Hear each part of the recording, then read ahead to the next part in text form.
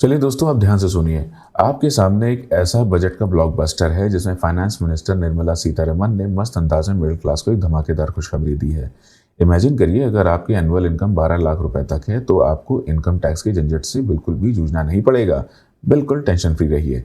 और हाँ, standard deduction को मिलाकर आपकी टैक्सेबल इनकम 12,75,000 तक टैक्स फ्री हो जाएगी। बढ़िया है ना ये बात।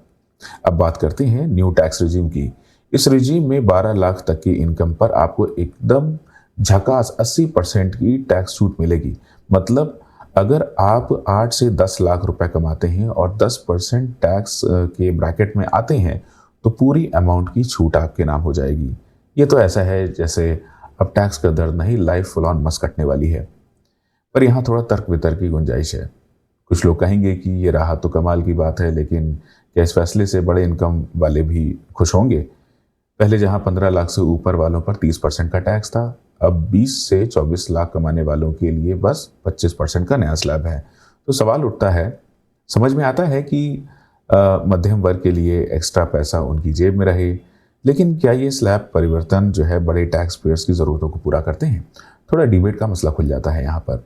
चलिए अब एक मज़ेदार टेबल स्टाइल में समझने की कोशिश करते हैं कि कितना टैक्स लगेगा अगर आपकी सैलरी 12 लाख से ज़्यादा हो जाए। यदि आपकी सालाना इनकम 12 लाख है तो 80,000 की छूट के साथ आपको 0% टैक्स देना पड़ेगा।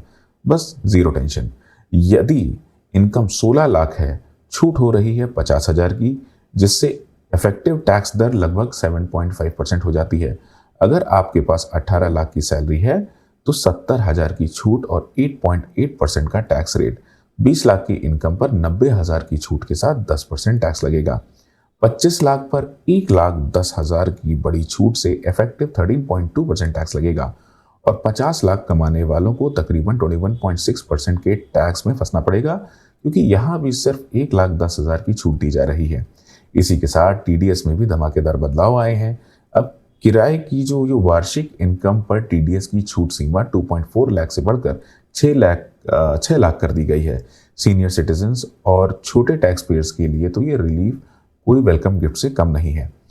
बजट बोलता है less paper work, less deduction के झंझट और ज्यादा राहत।